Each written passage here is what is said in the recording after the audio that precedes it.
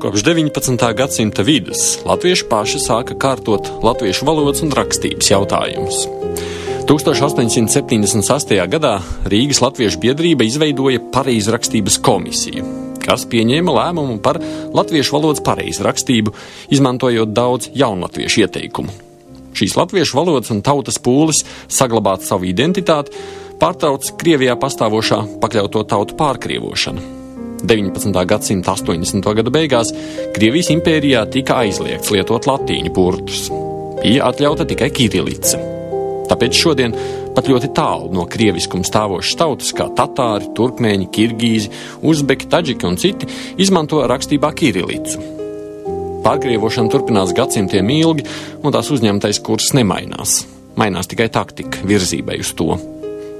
Tikai pēc 1905. gada revolūcijas 1908. gadā bija iespējams atsākt darbu pie latviešu valodas pareizrakstības izstrādes. Rīgas latviešu biedrībā izveidoja otru latviešu valodas pareizrakstības komisiju. To vadīja Kārlis Mīlenbachs, un tās darbā piedalījās Jānis Enzelīns un citi valodnieki. Šī komisija pieņēma latviešu rakstības nosacījumus, un tai izdevās panākt, ka sāka izdot grāmatas jaunajā latviešu rakstībā. Šo rakstību mācīja arī latviešu skolās. Jo stingrāk nostiprinājās latviešu rakstība, un jo vairāk latviski iznāca grāmatas, jo asāk varēja izjust nepieciešamību ieviest kārtības svešvārdu izmantošanā. Jo dzīvē ienāca tehnoloģijas un dažādas tehniskas lietas, kurām nebija latvisku nosaukumu un apzīmējumu. Svešvārdu rakstības sakārtošanai Latvijas izglītības ministrija izveidoja pareizrakstības komisiju, kura darbojās 2 gadus, 1924. un 1925. gadā. 1928. gadā komisija izdeva svešvārdu vārdnīcu. 1935. gadā nodibināja Latviešu valodas krātuvi. Vienlaicīgi darbojās arī pareizrakstības komisija. Un gan Latviešu valodas krātuves, gan pareizrakstības komisijas darba rezultātā 1942. gadā pirmajā izdevumā un 1944. gadā otrā izdevumā iznāca Latviešu pareizrakstības vārdnīca. Ar šo brīdi bija noslēdzies darbs, kuru 19. gadsimtā sāka jaunatvieši – Juris Alunāns, Krišāns Valdemārs, Krišāns Barons, Attis Kronvalds. To turpināja noslēdz Kārlis Mīlenbachs un Jānis Enzelīns. Mūsu rakstība kļuva par vienu no labākajām pasaulē. Tā labi saskanēja ar izrunu, ļāva iekļaut mūsu valodā nepieciešamos aizguvumus no citām valodām. Šo latviešu identitātes nostiprināšanu varmācīgi pārtrauca PSRS okupācija, kura turpināja Krievijas impērijas sākto pakļauto tautu pārkrievošanu, jo cilvēks bez senču mantojuma un tautiskās identitātes ir veiksmīgāk izmantojams un paverdzināms. Latviešu valodas pārveidošana sākās ar Latvijas pirmo okupāciju 1940. gadā. 1940. gada 14. septembra pavēlē Izglītības tautas komisārs pavēlēja visos žīdu skolu nosaukumos vārdu žīds turpmāk atvietot ar vārdu ebrejs. Lai latviešus pārveidotu par latviski runājošiem kosmopolītiem, 1946. gadā okupētajā Latvijā ieviesa nezinātniskus uzskatus par latviešu valodu. Šo viltus mācību bija radījis Marrs, un to sauca viņa vārdā par marrismu. Marrisms uzskatīja par nederīgu un kaitīgu brīvajam padomju latvietim buržuāzisko valodu un pareizrakstību. Pareizi latviešu valodu uzturēja ilgs pēc brīvvalsts, un tāpēc tā bija jāizskauž. Jauno padomju latvietu veidoja, tuvinot latviešu valodu krievu valodai. Šī mērķa sasniegšanai Viļa Lāča padomju Latvijas valdība izdeva rīkojumu par latviešu valodas pareizrakstības maiņu pēc marristu ieteikumiem un padomju valdības rīkojumiem. No latviešu pareizrakstības izņēma mīksto R. Pat krieviem tas ir saglabājies. Tas radīja aplamības, jo mīkstinot vai nemīkstinot burtu R ir iespējams mainīt vārda nozīmi, piemēram, asaru ezers. Vai tas ir ezers, kurš pieraudāts ar asarām, vai ezers, kurā dzīvo zivis? Mīkstais R maina šī ezera nosaukuma nozīmi. Ja nosaukums ir asaru, tas nozīmē pieraudāts. Ja asaru, tā tad tāds, kurā dzīvo zivis asari. Teikumā, kas ar manu tēvzemi, vārdā ar mīkstais R maina teikuma jēgu. Ja ir rakstīts, kas ar manu tēvzemi, tas nozīmē, kas ir noticis ar manu tēvzemi. Bet ja ir rakstīts, kas ar manu tēvzemi, jāsaprot, ka ar ārklu ar tēvzemi. Rakstot vai nerakstot mīksto R, vārdā gars mainās tā jēga. Gars nozīmē, ka runa ir par ko garīgu, un garš nozīmē kādu garjuma mēru. piemēram, gara gaita un garja gaita. Pirmajā gadījumā runājam par kādas iešanas, gājiena, svētceļojuma garīgumu, bet otrā gadījumā par ejamā ceļa garumu. Krūzes dzejolī Agrais arājs ir šādas rindas: kā gadiem āru, es tā aru, un lauks liek pilnām vārpām līgt, lai zeltā pārvērst varu varu, kā gadiem āru, es tā aru. Vienā gadījumā cietais R nozīmē, ka runa ir par pagātni, otrā gadījumā, ka runa ir par tagadni, bet otrajā reizē cietais R norāda uz to, ka runa ir par kādu darbību un varēšanu, bet mīkstais R norāda uz to, ka domāts ir metāls, varš. Ja gadījumā ar mīksto R mēs intuitīvi, kaut rakstām vienādi zinām, kurā vārdā kāds R izrunājums, tad ar O ir daudz grūtāk. Tika aizliegta garā O lietošana. Ar vienu burtu O padomju latviešu rakstībā apzīmē 3 skaņas – īso O, garo O un 2 skaņu O. Šis ir viens no latviešu rakstības lielākajiem kropļojumiem, un tādēļ rodas daudzi pārpratumi. Burts O mūsu rakstos ir nepieciešams tāpat kā citi garie patskaņi.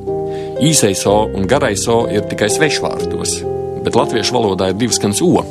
Piemēram, svešvārdā oktobris sākumā ir īsais O, vārda vidū garais O, bet latviešu vārdā ozols ir 2 skaņas O. 2 skaņu O raksta ar burtu O.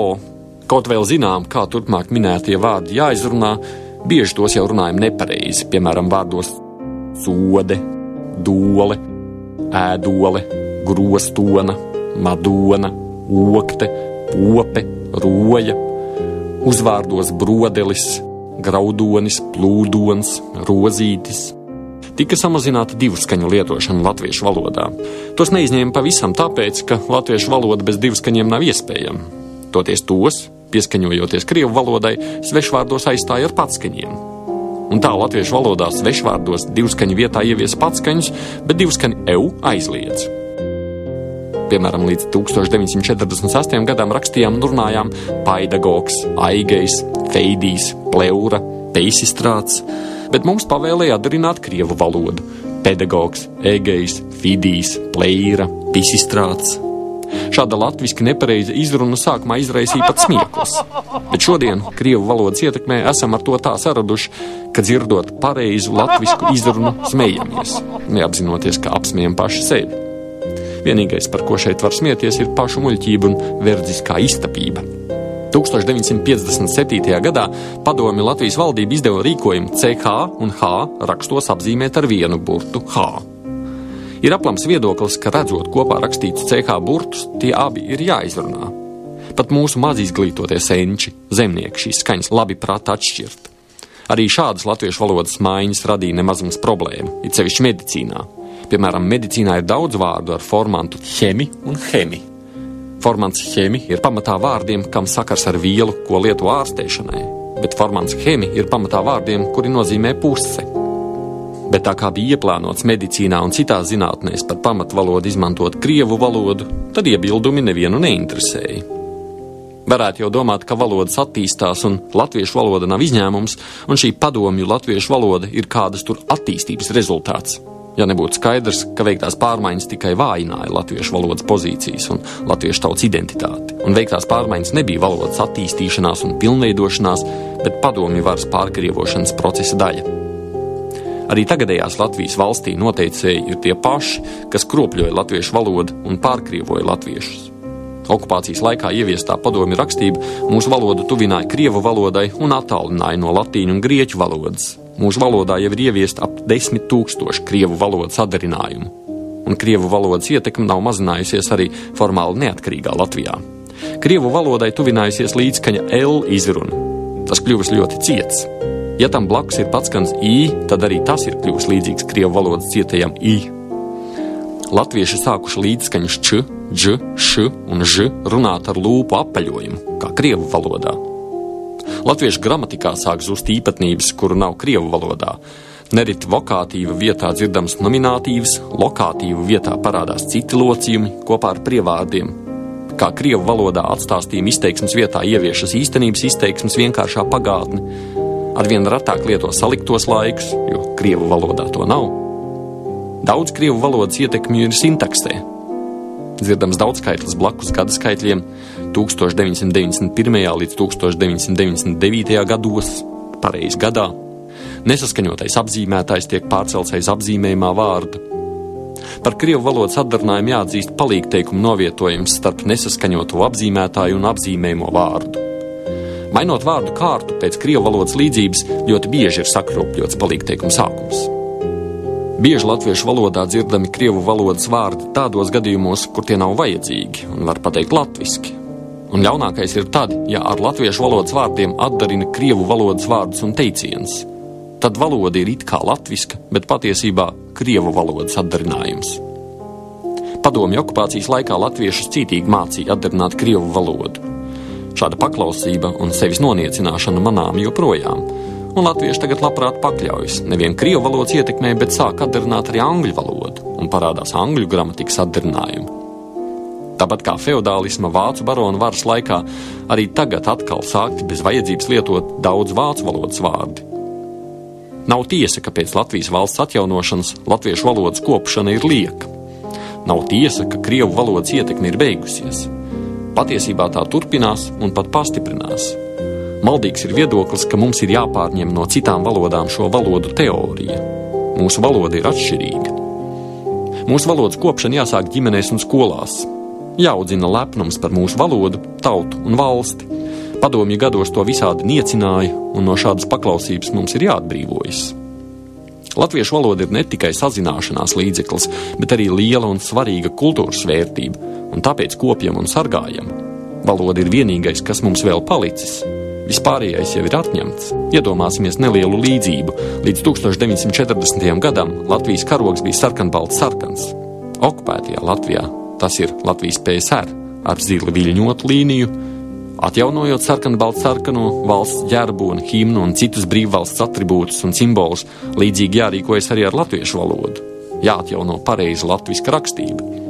Mums ir tiesības izvēlēties, kādu Latviju gribam, kādā vēlamies dzīvot un kādā rakstībā rakstīt. Šī mūsu izvēle arī liecinās, kas esam patiesībā. Vai tikai patriotisku runu teicēji vai patrioti. Kas valda valodu, valda prātu.